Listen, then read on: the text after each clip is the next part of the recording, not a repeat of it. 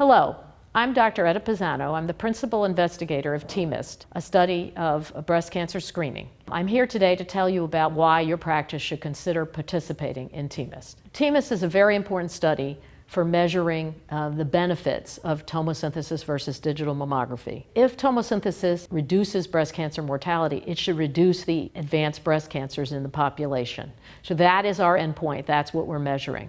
In addition, we'll be creating a biorepository, collecting blood and buccal smears on the women who are willing to donate those to the study so that we can evolve screening to be more individualized. The study is well funded by the National Cancer Institute through the ECOG Akron Clinical Trials Group. Every woman who's recruited, the site is compensated at the rate of $500 per case, and every sequential mammogram after that that's required for the study, the site is paid $150 per mammogram.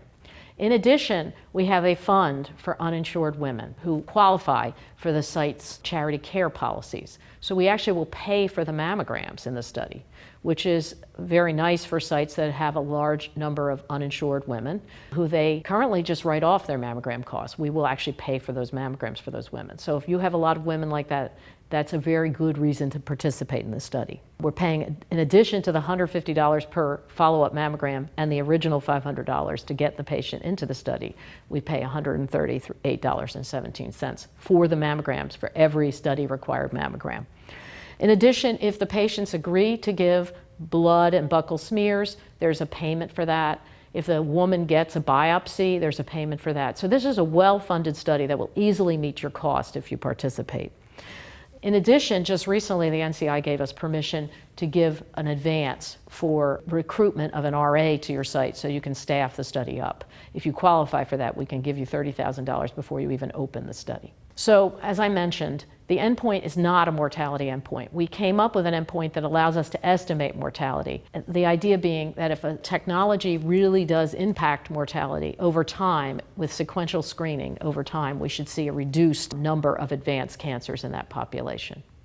In addition, we will have a much better idea of which tomosynthesis systems, how systems perform versus each other. So right now, most of the literature is about the hologic system. We will be able to say more about all the different versions of tomosynthesis that are out there. We will know whether some women would benefit equally from digital mammography versus tomosynthesis. And we will be able to make some claims about the genetic dispositions of the patients, the demographics, the risk factors, and how that impacts reduction in advanced cancers. So this is our definition of advanced cancers. It really closely correlates with the women who get chemotherapy, because after all, we give chemotherapy because we're trying to reduce the risk of metastases.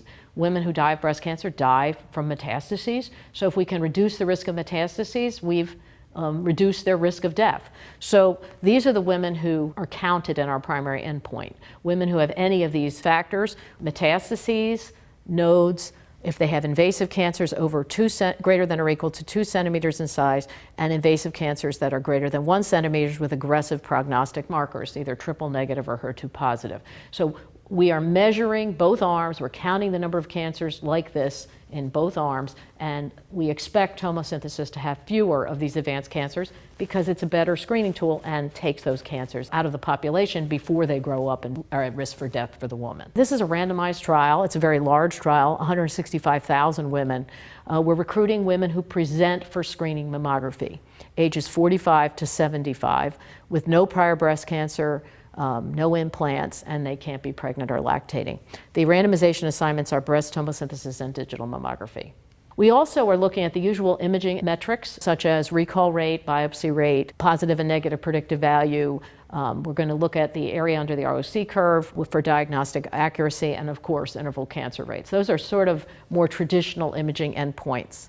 In addition, as I mentioned, we will be collecting blood and buccal smears, and that will help us understand better the genetics and the risk factors of the population. We're collecting a lot of demographic information, and we hope to develop a better model for screening that's more individualized for the patient, as opposed to one size fits all based on age or other factors. So we're really looking a lot more detail at the factors that predict better outcomes and are likely to help reduce advanced cancers through this additional aim of collecting this blood and buccal smears. We're also going to be looking at the specimens for the patient, the path specimens, the biopsy specimens. Those will allow us to understand better the natural history of breast cancer from atypia and dysplasias through cancer. We're going to collect the benign and the malignant specimens, and we're doing genetic analysis of those, a PAM50 analysis, which allows us to look at 50 genes. Many radiologists have already made up their minds about tomosynthesis versus digital mammography. The reality is, though, that payers and policymakers need more information before they're willing to recommend tomosynthesis for all women getting screening. If you're interested in participating, the ACR has a website. You can contact us and participate. I certainly hope you will consider this strongly and participate. Thank you so much.